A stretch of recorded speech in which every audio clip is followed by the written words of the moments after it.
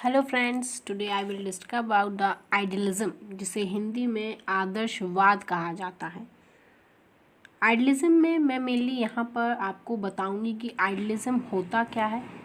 बहुत सारे जो फिलोसोफर हुए हैं उन्होंने आइडियलिज्म की क्या क्या डेफिनेशन दी है, उनके अनुसार आइडियलिज्म क्या है उसके बारे में मैं यहाँ पर आज डिस्कस करूँगी। So let's start.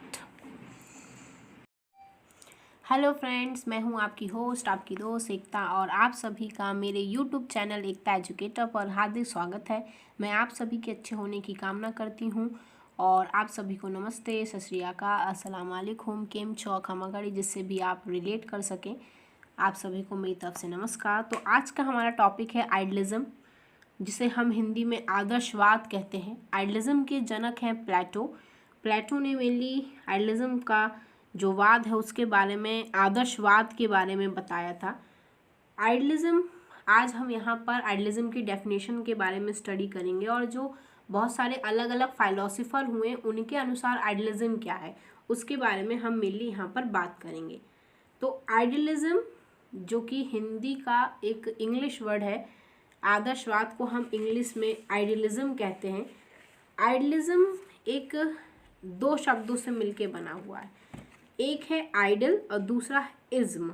ठीक है, आइडिया मतलब होता है विचार और इज्म मतलब होता है वाद, और उसमें जो बीच में एल पड़ता है, मीन्स जो बीच में हमारा एल पड़ता है वो होता है हमारा सौंदर्य बोध के लिए केवल यूज्ड होता है। जैसे हम कह सकते हैं कि आइडिया, जो हमारा आइडियलिज्म है, वो मेनली 3 वर्ड से मिलके बना है। यह है एक आइडिया, एक सिंगल एल और एक है इज्म। इसमें जो हमारा आइडिया है ये मेनली हमारा थॉट, जिसे हम विचार कहते हैं, जो हम सोचते हैं विचारते हैं। इज्म अर्थात वाद, और एल केवल एक सौंदर्य बोध के लिए कह सकते हैं, एक प्रीफिक्स टाइप में लगाया है जिसका कोई यूज़ नहीं बट है। ठीक है, तो ये आदर्शवाद हम कह सकते हैं इसे हिंदी में कि एक विचारों का वाद है, इस वजह से ही इसे विचारवाद भी कहते हैं। आइडिया मीन्स होता है थॉट, जिसमें हम अपने बारे में कुछ सोचते हैं या किसी भी चीज़ के बारे में अपने पॉइंट ऑफ व्यू के बारे में हम सोचते हैं। मेरे हिसाब से आदर्शवाद का मेनली जो मतलब है वो है कि हम क्या सोचते हैं, क्या विचारते हैं, हम अपने पॉइंट ऑफ व्यू से क्या सोचते हैं किसी भी चीज़ के बारे में, वही आदर्शवाद है। ठीक है, बहुत सारे जो दार्शनिक हुए उनका अलग अलग मत था इसके बारे में, और उन्होंने इसके जो प्रोनाउंसिएशन है अर्थात जो इसका बोलने का तरीका, उस पर अपने अपने सुझाव बहुत सारे रखे। किसी ने आइडल्स को जो है वो एक माना कि ये एक प्रत्यय नहीं है, या फिर कुछ कुछ लोगों को इसमें आइडियलिज्म और आइडिज्म कहने में भी बहुत सारा अंतर प्राप्त हुआ था। बहुत सारे फिलोसोफर ने इसे विचारवाद कहा, तो बहुत सारे जो फिलोसोफर थे उन्होंने इसे आइडियलिज्म कहा, आइडियलिज्म कहा। आइडियलिज्म और आइडिज्म ये मेनली एक ही है, इसमें एल केवल सौंदर्य बोध के लिए है। कह सकते हैं कि आदर्शवाद क्या है, एक विचारवाद है जिसमें आप क्या सोचते हैं वो मायने रखता है, उसी के बारे में मेनली बताया जाता है।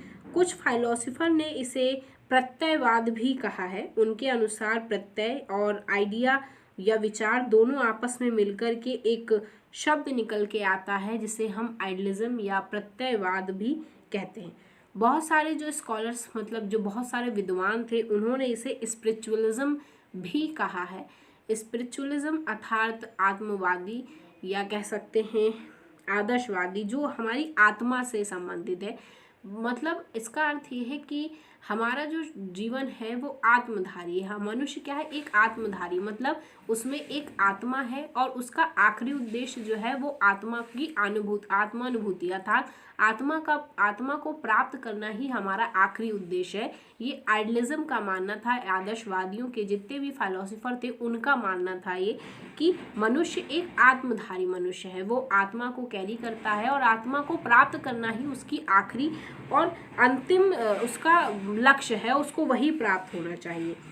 ठीक है, तो अलग अलग जो फिलोसोफर थे उन्होंने अलग अलग डेफिनेशन दी। जैसे हेडम्स जो एक फिलोसोफर थे, उन्होंने कहा था कि आदर्शवाद एक या दूसरे रूप में संसार के समस्त इतिहास में व्याप्त है, जबकि हॉर्न के अनुसार उन्होंने कहा था कि आदर्शवादी शिक्षा दर्शन मानसिक जगत से संबंधित है। अर्थात मानसिक जगत से ये कि आप किसी चीज़ को जब देखते हैं रियलिटी में तो आपके माइंड में उसकी एक इमेज बनती है, आप उसको अपने हिसाब से समझते हैं। अर्थात कोई चीज़ आई, आपने उसको किस प्रकार से समझा, किस प्रकार से जाना, वो आपकी अंडरस्टैंडिंग है, ज्ञान है, और उस ज्ञान को आप किस प्रकार से प्रकट कर पा रहे हैं, दूसरों के सामने एक्सप्रेस कर पा रहे हैं, यही हमारा आदर्शवाद है। अर्थात आप अपने विचार से, जैसे एग्जाम्पल में कह सकते हैं कि आपको कोई, जैसे अब भ्रष्टाचार चल रहा है, आप कहीं पर कोई 200 रुपये मांगता है और आप उसको 200 रुपये दे देते हैं कि आप सोचते हैं कि मेरा काम हो जाए, ठीक है। लेकिन कोई दूसरा एक व्यक्ति है जिसके विचार में ये है कि अगर गवर्नमेंट ने 20 रुपये कर रखे हैं तो मैं 20 रुपये ही दूंगा, मैं उसको 200 रुपये क्यों दूँ।